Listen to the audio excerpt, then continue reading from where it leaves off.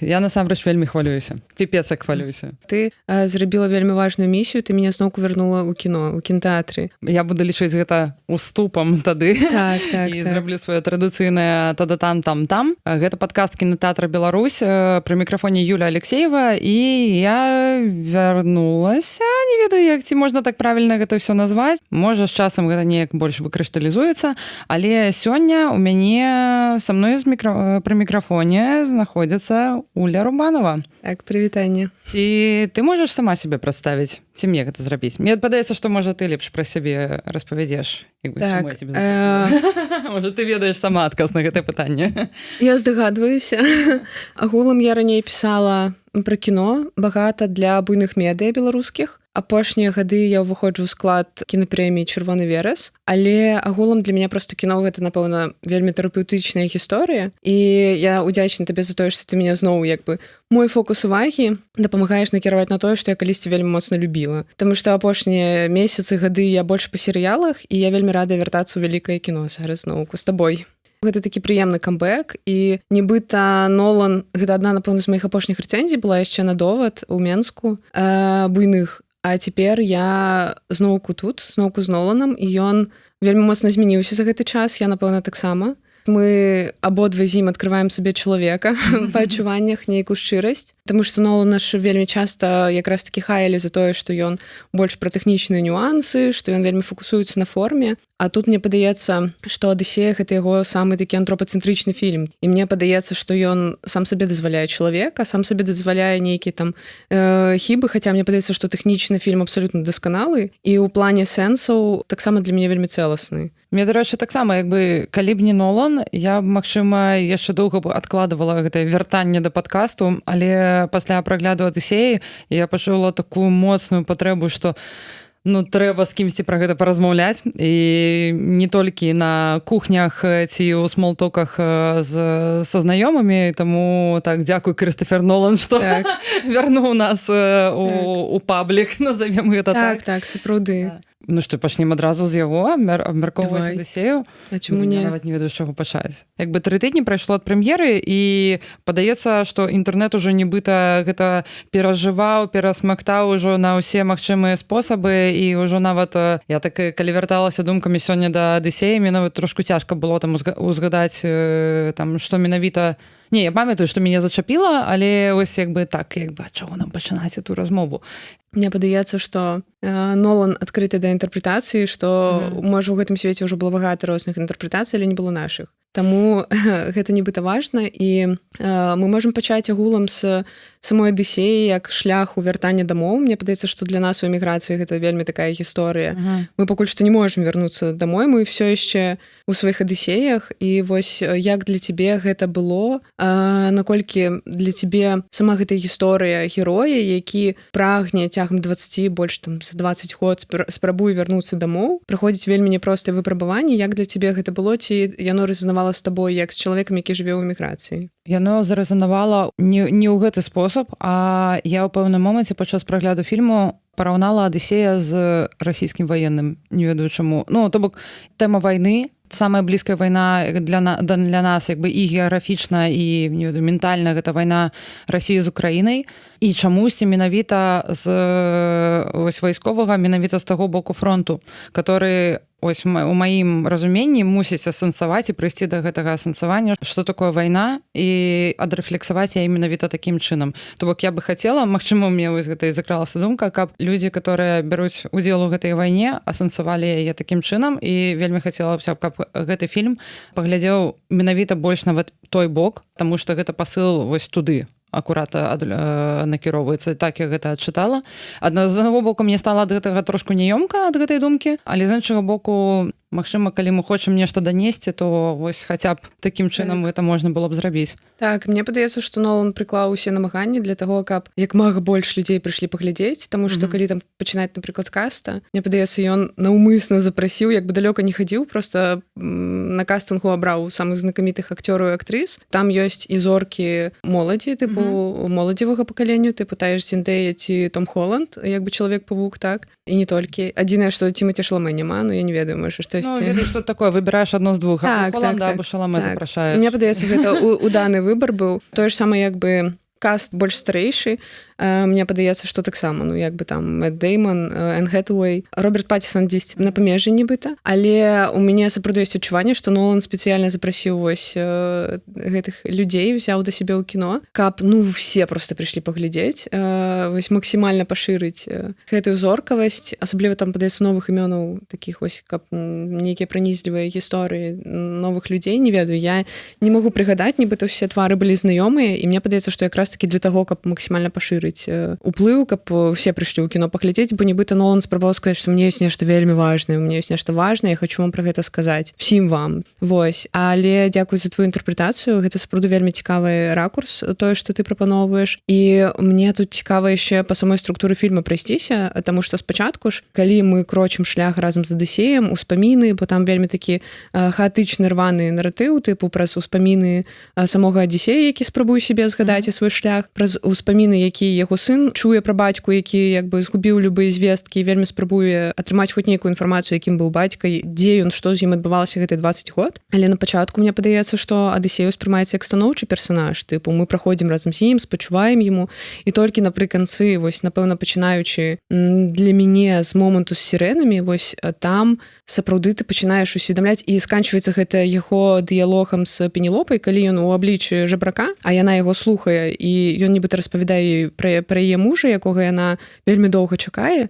І вось у той момант ён вельмі моцна падкрэслівае, што тыпу я ўсвядоміў, што адбылося, усвядоміў, што я зрабіў, я ўсвядоміў тое, што мы прабраліся на чужую зямлю. Так, і мы былі тымі чужымі. Так, мы былі вось тут злыднямі якраз такі, і мы яшчэ не проста як бы увайшлі на чужую тэрыторыю, распачалі вось, ну, там, ці працягнулі вайну. Мы гэта зрабілі праз сімвал міра, праз сімвал спакою, тыпу праз падарунак. Як бы, то бок тут всё нібыта пачынаецца са здрады, і на пачатку ты не ўспрымаеш гэта так, а потым як бы ты сапраўды усведамляеш, што гэта пра злачынства і пакаранне ў нечым, так, вось праз пакаранне, што ён сам себе забыў, што яму давялося вельмі шмат часу там есці лотас гэты, каб спачатку забыць сябе, а потым себе пачаць згадваць у Каліпса, у гэтай німфы, у якой ён правёў апошнія гады сваёй вандроўкі зацягнутай. Ну, вось, дарэчы, вяртаючыся зноў да касту, я хацела згадаць, там было адзінае такое імя, гэта акторка Саманта Мортон, якая зграла Церцею, і вось яе імя як бы не было, як бы акурат знаходзіцца не сярод тых самых распазнавальных акторскіх імёнаў, але якую вось менавіта так нечакана запрасілі, і якая сыграла там проста неверагодную ролю. То бок для мяне сцэна у яе дома гэта была найлепшая сцэна ў гэтым фільме, то як гэта вось ператварылася ў такі бады-хорар, увогуле спосаб, у які яна пераўтварала тых вайсковых у свіняў, это было так прыгожа і так страшна, што да, вось гэтая сцэна, якая проста мне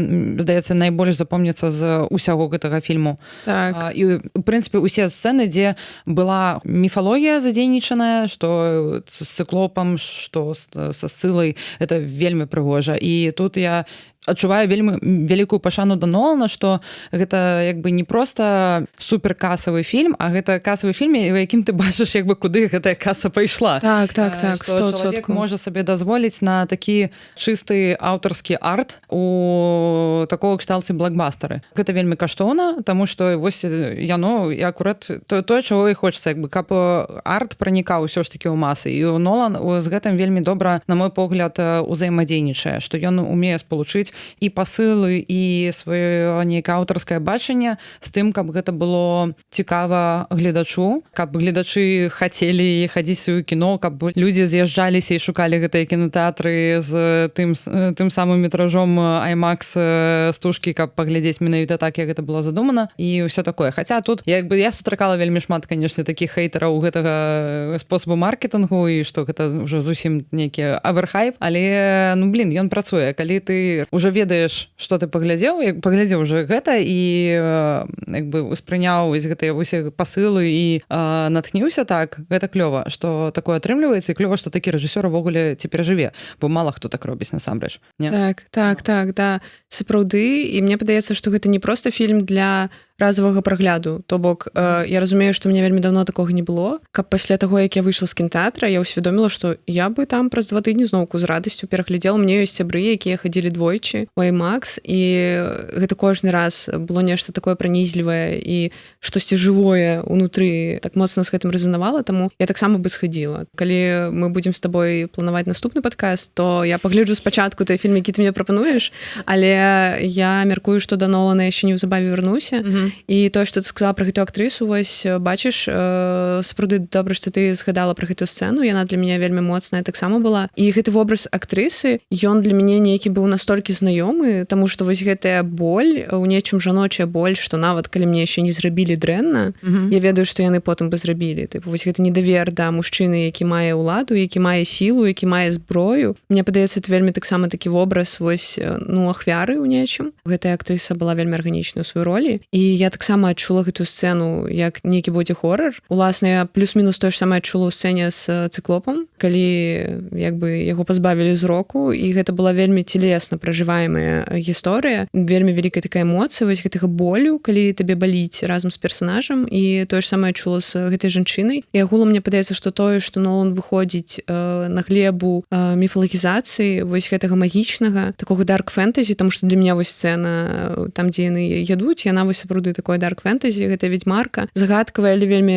раненая нібыта. Мне падаецца, што гэта пасуе гэтаму фільму, то бок я рада, што это не проста асучаснілі, што тыпу вось это Адысея ў 21 стагоддзі, што там захавалася вось гэтая гісторыя пра буйных людзей, там пра цыклопа, пра кірку гэтую. Калі была гэтая сцэна з цыклопам, і гэта быў момант у фільме, якім я пачала вельмі не любіць галоўнага героя і ўсё, што ён робіць. І таму гэта таксама неяк сумяшчаецца з маёй гэтай асацыяцыі, што гэта вайскоўцы, якія нападаюць, і яны у кожным ось увесь гэты пачатак, як бы пакуль і да яго не пайшло гэтае асэнсаванне, яны кожны раз нападалі. Это было першае маё усведамленне пра тое, як яны бессэнсоўна бяруць зброю і атакуюць. І так. У тым моманце як бы навошта гэта была так. Абсалютна бессэнсоўная рэч. А пра герояў таксама, што дзіўна, я толькі цяпер таксама адчула, што ў прынцыпе гатовая пераглядзець гэты фільм, таму што мне ён на пачатку, калі я толькі выйшла з кіно, скажем так, я не была хейтарам, але я так 3,5 з 5 поставила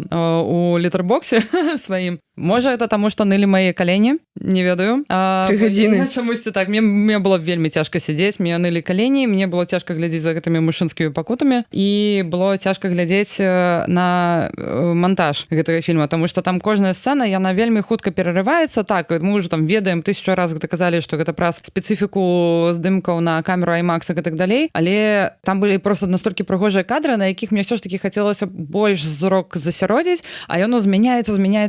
Я ў пэўным сэнсе уже пачала гэта называць, гэта нейкі блокбастер для тиктокераў, которые вось прывыклі, што для іх норм як бы так хутка гэтай кадры пераліставаць. Мне гэта было вельмі цяжка і вельмі шкада, што праз тое, каб мець вось гэты маштаб, трэба было рабіць такім чынам. Хаця пры гэтым падобны монтаж ужо ўжываўся ў папярэдніх фільмах Нолана, але там праз гісторыю, не ведаю, я была больш сфокусаваная, магчыма, на гісторыях, напрыклад, на гісторыі Оппенгеймера максімальна. А тут пранікненне ў гэтую лінію Адысея не адбылося з самага пачатку, і таму гэта было даволі цяжка глядзець. І на мяне яшчэ потым наклаліся такія крытычныя заўвагі да фільма, там звязаныя таксама з тым, як Нолан увогуле адносіцца да гераіняў жанчына ў гэтым фільме, што гэта зноў такая абсалютна мужчынская гісторыя, і такіх моцных жаночых вобразаў там не вельмі шмат, а калі яны ёсць, то яны вельмі коратка удзельнічаюць у самой карціне. Вядома, як бы Адысея, Гамер там як бы так это працавала, але нават тая ж Каліпса, яна была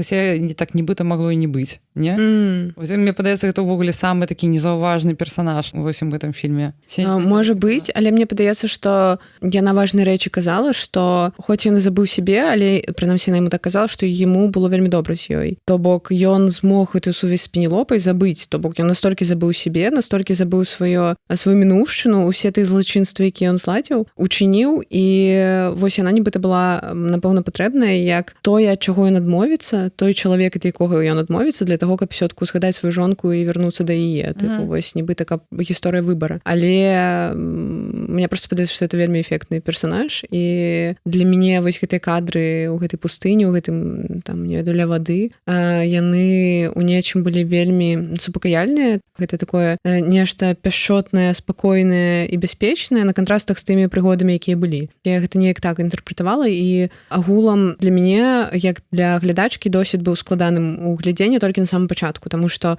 я глядзела па-ангельску з польскімі субтытрамі, і я зразумела, што мне трэба абапірацца на адчуванні. То бок я ўсё адно гэта ўсё ўспрымала мовай эмоцый. І мне гэта вельмі спадабалася, гэты досвед. То бок ты нібыта выходзіш па-за межы мовы, па-за межы нейкіх умоўных абазначэнняў і паглыбляешся ў гэтай эмоцыі. І мне было вельмі хораша з гэтым. І настолькі все мае органы пачуццяў былі падключаныя, таму што калі цыклоп, тыпу вочы, так, гэта выпрабаванне Адысея, но это зноў жа не ў скарбонку Нолана, нейкая там падзяка, а это ўсё-тку Гамер. Усе гэтыя прыгоды, яны ў нечым выпрабаванні, гэтыя іспыты, яны шмат у чым былі для мяне звязаны. Вось тыпу, калі гэтыя жаўнеры ядуць, то это як бы там камунікацыя з тваімі таксама органамі пачуццяў. Ты ажно асязаеш, наколькі яны галодныя, праз успрыняцце, праз рот успрымаеш гэтую гісторыю, тыпу там вочы, слых, калі гэта сірэны, тыпу, пры тым, што мне вельмі спадабаўся гэты мастацкі прыём, што мы збольшага не чуем сірэн. Мы чуем унутраны крык і вонкавы крык таксама потым гэтага Адысея. І мне падаецца, што вось якраз у той сцэне вельмі важныя рэчы прамаўляюцца, калі ён кажа пра тое, што я гэта пражыў, я гэта адчуў, і гэта было пра тое, што больш за ўсё болю чыняць якраз такі гісторыі, твои жаданні, і менавіта тое, што ты згубіў. Вось зноў мы прыходзім да гэтага страчанага раю, страчанага дома, і для мяне гэта была вельмі пранізлівая гісторыя, якая дала мне таксама паразуменне,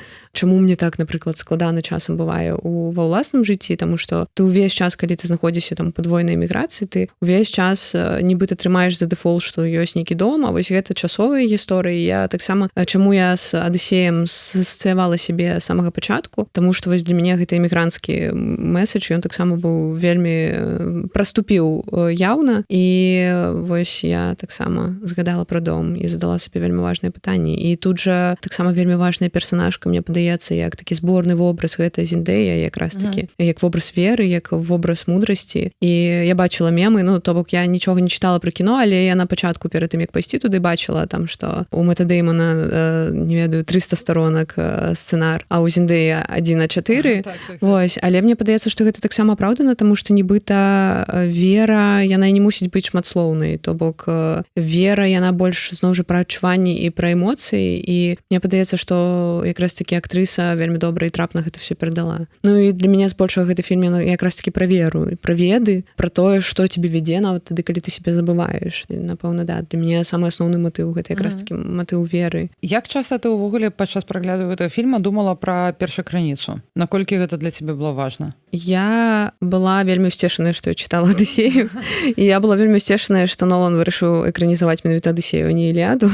Агулам, калі я чытала на журфаку міфы, калі я чытала Адысею, для мяне гэта было нешта вельмі прыгодніцкае, такое, гэта было лёгкае чытво, зноў жа ў параўнанні з Іліядай той жа. І таму, так, я настолькі сябе засяродзіла ад спойлераў, што вось апроч Зіндеі я асабліва больш нічога не ведала, і таму мне было цікава, як ён, гэта будзе там экранізацыя літаратурная і літаральная, ці то гэта будзе штосьці тыпу ад сябе. Таму я пачала прыгадваць, ага, там тыпу такія яшчэ прыгоды будуць, цікава, як ён гэта візуалізуе. І мне вельмі спадабалася, таму што яны нібыта все былі як такі набор кароткаметражак розных і вельмі важных, якія вось паміж сабой сплеценыя, распаведзены хаатычна праз успаміны, то бок там багата чаго ад сцэнарыстаў і багата чаго ад Гамера. Але тое, што мне спадабалася, калі я думала пра экранізацыю, гэта тое, што вось выхад у такія буйныя формы, выхад у магію, у міфалогію, у дарк фэнтэзі зноў жа. Вось мне падаецца, это вельмі пасуе гэтаму фільму, таму што далёк не ва ўсіх фільмах Нолан адыходзіць ад рэалізма, а тут мне падаецца, это было вельмі важным, хаця б для таго, каб ты зляцеў у гэты эскапізм, а потым, калі павярнуўся, асэнсаваў, што да вось мы ў прынцыпе таксама ў гэтай Адысеі жывем, і нібыта таксама не ведаю, ці можна сказаць, што зноў цывілізацыя сама сябе пажырае, тыпу, але з тым, што адбываецца і з той колькасцю войнаў, якія зараз чыняцца, то ты падымаеш галаву і разумееш, што як бы Гомер да нашай эры яшчэ тыпу існаваў, і мы такі шлях прайшлі, а пытанні ў прынцыпе вось яны тыя ж актуальныя. Я не вельмі разумела як бы каментатараў у інтэрнэце, которые хейцілі там пачынаючы ад каста, сканчваючы тым, якія персонажы былі паказаны ў фільме, кажучы, што нібыта гэта не згодна з нейкай там гістарычнай факталогіі, якая давалася трошку дзіўна, як бы тут уже шмат хто жартаваў на тэму, якія былі цыклопы у старажытнай Грэцыі. Мне проста падавалася, што я іду глядзець, напэўна, асобны твор. Ну, то бок, што гэта як бы на падкорцы ведала, што гэта не будзе экранізацыя і не трэба будзе тут нешта параўноўваць прям. Таму што гэта абсалютна вось будзе аўтарская інтэрпрэтацыя Нолана, і яна і кожная іншая інтэрпрэтацыя Адысеі будзе іншая. Гэтак не ведаю. Ну, вось можа наступным разам Нолан Біблію будзе экранізаваць, то я бы паглядзела. Пэўна будзе тое такая ж гісторыя, як бы як у такіх кніг і будзе вельмі шмат заўсёды розных інтэрпрэтацый. Ну, а я просто з моманту з цыклопам даверлася таму, што гэта будзе казка, і мне ад гэтага стала вельмі файна, добра. Адзінае, што з чым, напэўна, у мяне не здарыўся мэч, гэта з Робертам Паттісонам у ролі злыдня. Мне падаецца, што гэты акцёр робіць все толькі, каб вось паказаць, што я не толькі Эдвард, я большая за гэта, але все адно я нібыта, не ведаю, можа, я шукала ва ўсіх станоўчай якасці у Нолана, таму што, зноў жа, я і ў Адысеі таксама на пачатку вось шукала гэтае святло, ты пошукала нешта станоўчае, але я разумею, што гэта вельмі притчавая гісторыя, а вось якраз такі персонаж Агамемнон, ён для мяне быў вельмі арганічны, тыпу, у тым, як яго паказалі. Мы не вельмі бачым яго твар, мы збольшага бачым яго толькі за спінай, але для мяне гэта ў мяне выклікала нейкую эмоцыю трапятання, нешта такое, ведаеш, мне вельмі адначасова прыгожа і страшна, але вось гэты вобраз з касічкай, гэта чорная постаць. Ну, у мяне адразу была рыфма з Дартом Вейдерам, тыпу, таму што калі я глядзела першы раз «Зорныя войны», я таксама баялася, але все адно набывала сабе цішоткі для сну, тыпу, з Дартом Вейдерам. То бок, напэўна, у 10-е была вельмі гэтая прага па антыгероях, а тут гэты вобраз, не ведаю, як табе... Мне вельмі спадабаўся. Ну, это выглядала як сталь, нібыта такая, што вельмі шмат такога жалеза, такого, прычым цёмнага, вельмі добра падабрана, што яно такое цёмнага колеру, яно такое залатым. Цельнае. Гэта вельмі круто выглядала. І вельмі... Ну так, гэта як бы тое, што і мусіць як бы цябе як бы наганяць вось гэты жах, не? Так, дакладна. Гэта такая постаць, моц, адсутнасць амаль што рэплік. Тыпу, мне падаецца, што ён размаўляе збольшага толькі ўжо ў царстве мёртвых. Ну так, а ён не мусіць звычайна ж зло і вось такое менавіта ўвасабленне гэтага галоўнага зла, яно нешматслоўнае. Яно нешматслоўнае, яно вогуле там, ну, вельмі рэдка будзе з табой нешта, нейкія дыялогі весці.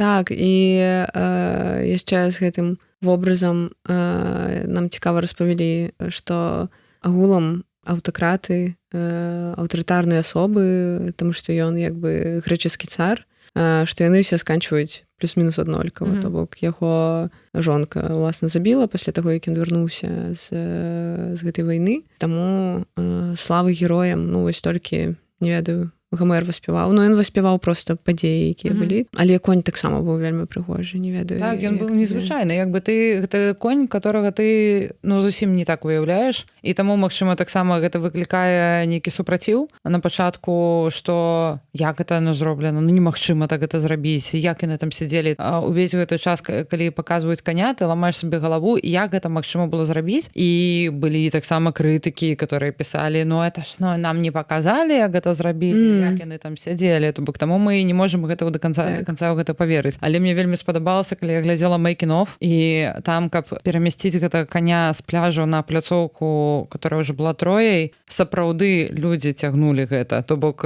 так, як бы яны і цягнулі ў рэаліі, яны также гэта ператасквалі, гэта не былі машыны па-за кадрам. І гэта мне вельмі здзівіла, што яны настолькі учуліся ў тое, як гэта трэба перамясціць, і настолькі натуральна гэта было, мне аж страшна стала. Так, мне вельмі спадабаўся момант там, дзе грэкі вылазяць з гэтага каня, ім гэта зрабіць трэба вельмі ціха. І пры гэтым Нолан дае гледачу пабачыць, што тыпу у іх там ногі зацеклі, бо яны ж як бы 4 дні сидзелі ці 5 там у гэтым кані. Вось яны такі типу там вылазяць, і вельмі прадуманы момант, мне падаецца, вельмі зноў жа чалавечны, тыпу, што адзінае мне падалося чамусьці, што ў іх красачы былі ўсё ж такі тады на нагах. Я не ведаю, ніхто ў інтэрнэце не заўважыў, а я не пераглядала, каб прыглядзецца, ці сапраўды у іх быў абутак ўсё ж такі больш сучасны, бо збліжэнне на ногі было толькі на самым канцы, калі вось мылі Адысею, калі ён вярнуўся дадому, і тады там показалі такія, ну, як, не ведаю, сандалі на завязачках, которые былі ўжо так уласцівыя таму часу, але чамусьці ў моманце, калі яны скаквалі з канямі, я такой, блин, ці гэта не красоўкі ў іх апранутыя? Але не ведаю, можа праз тое, што ніхто гэта не пацвердзіў, было маёй ілюзіі, або нейкай маёй ўжо такой...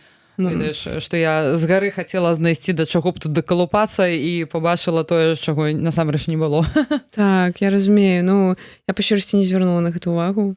І агулам я багата хадзіла на розныя імпрэзы, якія былі на падставе міфаў зробленыя, і вельмі часта это якраз таки было сучасніванне, такі выхад у сучасную плоскасць, таму як бы я бы нават дала зніжку на такія рэчы, на такія дробязі, бо я разумею, наколькі гэта маштабнае кіно, наколькі гэта складана зрабіць, і нібыта вось у гэтым выпадку, ну, я гатовая шмат што выбачыць, таму што нарэшце гэта не проста тэхнічна дасканалы фільм, нарэшце для мяне ён сэнсава дасканалы таксама, і да, вельмі жывы. Там ужо было так, скажем, мне падаецца, што вельмі вялікую частку таго, каб зрабіць гэта больш сучасным, ужо сама мова як бы там заклала, таму што яны размаўляюць як бы даволі размоўнай, скажем, ангельскай мовай, зразумелай, з устаўкамі абсалютна як бы там сучасных словаў, F-words і гэтак далей, як бы чаго ты як бы не чакаеш ад Гамера, і гэта ўжо як бы такая вялікая зніжка, як бы, ну не зніжка, а як бы такі даволі вялікі фактар, які зрабіў гэта больш сучасным і больш такім спрыяльным, не ведаю, звычайным для людзей, якія ідуць, не ведаючы ніякага там бэкграунда, асабліва дэталёва, і вось хочуць паглядзець фільм. Так, так. А я прыгадала, можа, я просто зараз так, мне часам бывае, што я раблю такія дыгрэсіі кудысьці, калі ты казала пра Паттінсона. Я ў красавіку трапіла на польскую прэм'еру фільма, які рэжысіравала Крысцін Сцюарт, называецца «Храналогія вады». І гэта было таксама маім шокам, і там літаральна перад фільмам людзі, якія гэты фільм пракатвалі, і кінакрытыцы, яны распавядалі пра тое, што яна гэты фільм спрабавала зрабіць 8 гадоў. І яна там грукалася па розных прадзюсарах, і ўсе яе адмаўлялі, ці то таму, што яе гэты вобраз, который за ёй з сумеркаў цягнецца, ці то таму, што это нейкая занадта там арт выдуманая праца, і нешта не падабалася, і вельмі доўга яе гэта зацягнулася.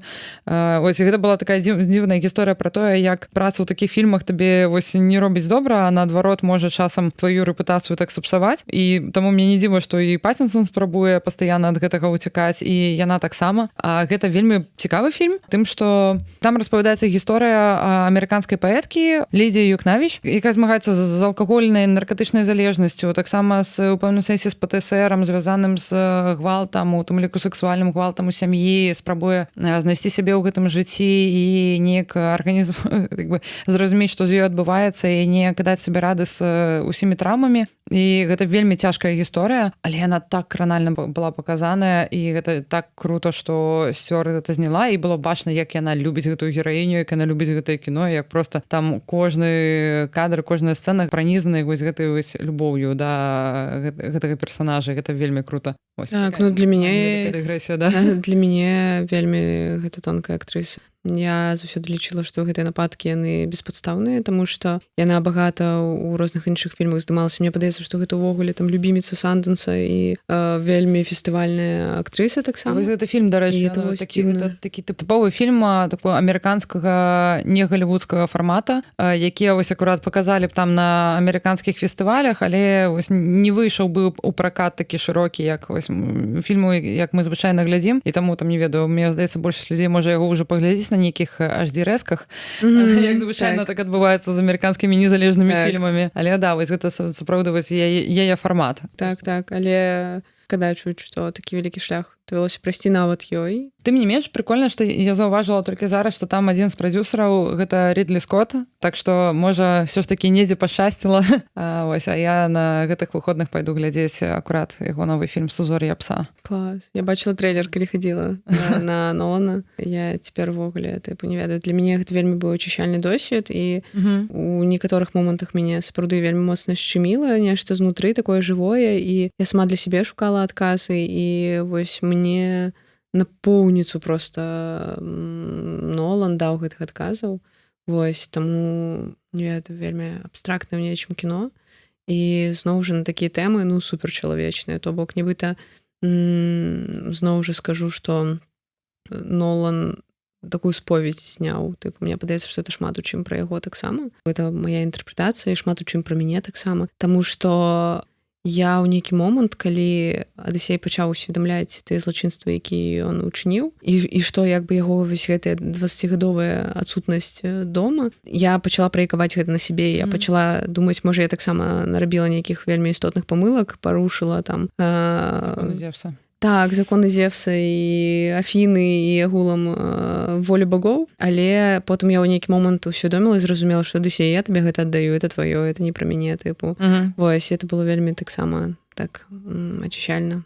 Зноў жа, вельмі важнае для мяне, напэўна, адной з ключавых думак было тое, што мы увесь час прагнем там вярнуць свой страчаны рай, вярнуцца дадому, не усведамляючы, што дома ў старым паразуменні ўжо не існуе, што ён ужо іншы. Это таксама вельмі мяне натхніла гэтая думка і дала нейкую палёгку, таму я бы сказала, што мне было вельмі комфортна, і я проста цешылася з таго, што таму што зноў жа моя апошняя рэцэнзія пра довад, яна была пра тое, што як бы Нолан чарговы раз там з нейкімі такімі таблічкамі, вот, типа, моя матывацыя у герояў, да, чарговы раз, но это я ў кагосьці з крытыку прачытаць, не моя гісторыя, адразу аддам крэдыты таму, каму гэта трэба, то тут я не адчула картонных матывацый, і тут я адчула, што вельмі шмат пра чалавека. І гэта было тое, што мне было вельмі патрэбнае. То бок, нібыта даць сабе і іншым права на памылку. Вось, напэўна, гэта важная для мяне была гісторыя. Нават калі такі злачынствы ладзіць, як бы я не пераношу зараз на твою паралель, тому што там не вельмі складана рэфлексаваць і даваць ацэнку, у меня там сваё бачанне. Але ў выпадку з Адысеем, вось, гэты 20 год здалёк ад дома, гэты лотас, забыццё, гэта была яго, быў яго кошт выкуплення, вяртання да сябе і дадому. І вяртаўся ён як бы жабраком, таксама страціўшы агулам все, што ў яго было, і ўрэшце рэшт потым ён не стаў царом Ітакі, і ён як бы все адно ў выгнанні там са сваёй жонкай, яны з'ехалі, то бок ён перадаў уладу свайму сыну. Дарэчы, мы не паразмаўлялі пра яго сына. Як табе Тэлемах? У параўнанні ўсё ж такі з такімі больш іншымі персанажамі ён мне не падаваўся такой нейкай... Ён даволі аднатыпны, не? І не ведаю, я яго не раскрыла неяк моцна. То бок такі, вось хлопец і хлопец, які ходзіць. Для мяне вось іх кантакт з Адысеем, калі Адысей ўжо вярнуўся, і Тэлемах зразумеў, што гэта яго бацька, але не мог дазволіць сабе сваю эмацыйнасць. Вот это вот была вельмі важная сцэна для мяне. То бок, як бы все, я зразумеў, што это ты. Я яшчэ нават і маці не магу сказаць, яна все яшчэ жыве ў сусвеце, дзе Адысей ці то памер, ці то дзесьці заблукаў. Вось гэта для мяне было вельмі важна. Зноў жа, тут не пра працу Холланда мы кажам. Вось, то бок, я, ў прынцыпе, згодная з тым, што ты кажаш. Вось, ён, напэўна, быў тут важны просто для пабудовы наратыва, так як Нолан яго пабудаваў. Так, больш як все ж такі такі саппорт персанаж, чым той, на якім як бы яго там шмат як бы экраннага часу, ён робіць таксама пэўнае сваё падарожжа у пошуку этой праўды і гэтак далей, але ён не рэзануе просто аж так і не ведаю чаму, дарэчы. Так. Ён вельмі ўразлівы, ён паказаны вельмі ўразлівым, слабым у нечым, але пры гэтым там жа на пачатку, калі яго вучаць там, не ведаю, ваяваць, вучаць быць добрым жаўнерам, вучаць валодаць зброяй. Ён жа, гэта досыць як бы банальная думка, але пра тое, што перамагае не мацнейшы, а тыпу больш кемлівы, больш мудры. Это таксама потым нібыта згуляла, хаця ўсё адно ён бы, напэўна, сам за сябе не здолеў бы пастаяць. Ён і на працягу ўсяго фільму як бы так і такім і не стаў. Як бы, нават калі ён застаўся ўсё ж такі адзін на агітацыі, то як бы я не ведаю, ці гэта быў ўжо, напэўна, той час, калі яго можна было аднаго пакідаць на тым месцы. Але то бок мне на працягу гэтага фільма так і не падалося, што ён пасталеў. Гэтага не было. Хлопец жыў без фігуры бацькі. Так. Больш былі фігуры гэтых жаніхоў, хтосьці пры двары быў яшчэ са сваіх, але агулам тут таксама, в прынцыпе, яго ўразлівасць, я разумею. Ён потым пасталеў у Спайдермене. Вау. Так, і тое, што ён вырашыўся паехаць да гэтага Менелая, то бок гэта таксама была нібыта рызыкоўная гісторыя, якую ніхто яму не падтрымаў яго ў гэтым. То бок ён мужчынскія ўчынкі такія вось дарослыя, нібыта таксама рабіў для таго, каб хоць нейкую інфармацыю пра бацьку атрымаць. Так, як бы гэта іншы вобраз, іншая мадэль мужчыны, можна так сказаць. Так. Магчыма, але... Будзем глядзець Павука. Павук вельмі круты. Там таксама Зендэй і... Да. І яшчэ не толькі яны. Але гэта ніякім чынам не працяг, вы не падумайце. Спін-офф. Так, не спін-офф, але там акурат гэта фільм пра сталенне у пэўным сэнсе і пра тое, як ты пачынаеш разумець адказнасць. Але адказнасць, вядома, гэта тое, што прасочваецца праз усе гісторыі Чалавека-паўка. Это з большай, як ён там кажа? З большай сілы прыходзіць большая адказнасць. Так. Таму гэта тое, што там, вядома, і ёсць. Таму гэта даволі такі кананічны Чалавек-паўк. Ён не адыходзіць ад свайго гэтага дэвізу і мота, але пры гэтым ён яшчэ сталее і прымае сябе, таму што на працягу таго фільму нібыта не можа да канца асэнсаваць усе гэтыя перамены, якія з ім адбываюцца і якія адбываюцца з ім фізічна і вакол яго, што яго ніхто не памятае і гэтак далей. А потым ён пачынае паступова гэта прымаць. Калі так прыкладна казаць, без спойлераў. Паспрабаваць сказаць без спойлераў. Такі цізер. Пра Адысея хацела сказаць, што для мяне пачатак гэтага фільма, шлях Адысея, як ён себя згадвае, шмат у чым было пра эга, што бывае, калі ты разлічваеш толькі на сябе як бы і не прыслухоўваешся да наваколля, там была вельмі важная культура багоў, і яны ўвесь час нібыта праяўлялі волю, а ўсё адно Адысей рабіў па-свойму, нібыта сам нес адказнасць за ўвесь свет на сваіх плечах, і як бы за гэта нібыта вельмі моцна паплаціўся. І напрыканцы праз гэтае ачышчэнне, праз забыццё, ён вяртаецца да сваёй свядомасці. Мне падаецца, менавіта тады ён вяртаецца ў дом. Так, дом новы, ўсё памянялася, але для мяне, яшчэ вось гэтая сучасная такая псіхалагічная гісторыя з даследаваннем эга таксама тут прыступала. Яго там і не амінеш, як бы, калі ўсё ж, мне здаецца, амаль усе гэтай гісторыі, калі пра мужчыны, якія заблыталіся, яны рана ці позна да гэтага мусяць неяк цябе падвесці, і іх падвесці таксама да нейкай праўды. Калі гэта добрая гісторыя, канешне. А у тебя здарыўся катарсіс напрыканцы? Не, я памятаю, калі пачалася бойка ў іх гэтым палацу, мае калені ўжо такія пакуль сказалі, і я ўжо глядзела такая, ўсё, пачаўся такі тыповы блокбастер. Бо это ўжо бойка выглядала сапраўды як усе гэтыя папярэднія такія тыповыя фільмы, што мы тут все на мячах дзярэмся і так далей. І я ўжо так сабе, наадварот, мне падаецца, што я так выдохнула, што ясна. Тыпова ўсё ж такі, вось ён кінотэатр.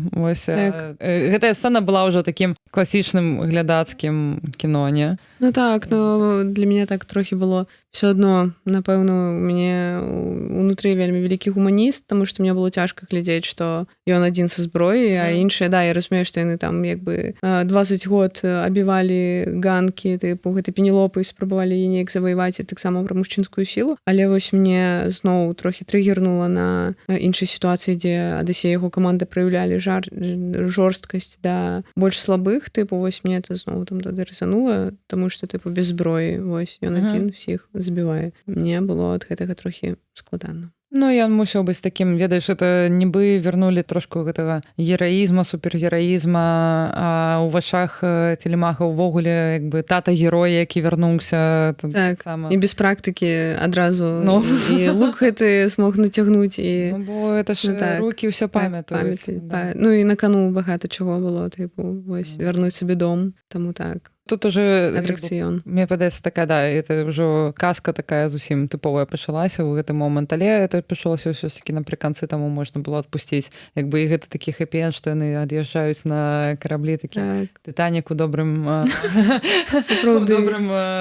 добрай канцоўцы. Ну, ці ўладар таксама там. Ну, яна ўжо была... Але яны ўжо памяняліся. Яны ўжо як і Фрода, мне падаецца, тыпу, такія трохі з позіркам трохі стомленым за гэтыя 20 год, 20 плюс. Я спадзяюся, што наша Адысея будзе не такой доўгай. Та не. Я ў гэта веру, але пры гэтым нібыта вельмі важна даваць сабе права зараз таксама жыць. Не проста заедаць лотасам. Для мяне гэта важна. Таму што ў Кіеў я пераязджала і сидзела на валізах, у Варшаву я пераязджала і сидзела на валізах, каб вярнуцца ў Кіеў. І толькі цяпер прыходзіць усведамленне, што напэўна, надышоў час жыць. Гэта вельмі класна, што ты гэта прыгаварыла насамрэч, таму што я як чалавек, які ўжо даўно не ведаю, дзе знаходзішся. Я можа і не заядаю лотусам, але вось нейкім лімбу. Так, я разумею. Ужо мне з ім стала ўжо даволі комфортна. Важна таксама пра гэта часам узгадаць і спомніць, як гэта. У сэнсе, як гэта іншыя людзі перажываюць, і што яны гэта перажываюць. І да. Вельмі дзякую, што ты з гэтым падзялілася. Это вельмі важная думка. Дзякую. Потому што я так больш засяроджвалася на вось гэтым вайсковым досведзе, можа быць, таму што мне ўжо ўсё, што я чытаю ў навінах і з кім размаўляю, гэта ўсё ж такі вельмі часта засяроджваецца вакол вайны, і таму вось, ну, не магу не глядзець праз гэтую прызму. І больш не ў сэнсе, што цяпер адбываецца, цяпер таксама, але больш пра тое, што будзе пасля. І як ты людзі з такім досведам будуць ужо вяртацца ў сваё нармальнае, але ўжо не нармальнае, зусім іншае жыццё. Але кожнага Агамемнона чакае яго жонка Клітэмнестра. Я хацела запомніць гэта імя. Мне чамусьці было важна запомніць імёны. Збольшага іх памятала яшчэ ад Гамера. Чамусьці імя сястра Алены Прыўкраснай. Таксама мне падаецца вельмі ўданы выбар актрысы. Так, яна вельмі крутая. І я, да. Абедзве. Я нават не хочу траціць час на каментаванне таго, што пісалі ў інтэрнэце пра гэта, таму што за гэтым нават няма... Ну, это проста няма сэнсу спрачацца пра гэта, не? Это настолькі беспадстаўныя прэтэнзіі, што не, нават так. Знак звяртаць увагу, а акторка сыграла сапраўды вельмі крута і вельмі ўдала. Але на нечым мы мусім спыніцца ўсё ж такі. Таму дзякую вялікі, што слухалі. Было класна. Дзякую табе, Оля, што размаўляла. І все, пачуемся у нейкіх наступных серыях. Ура! До сустрэчы, дзякую вялікі, Юля, і всім. Да, па-па.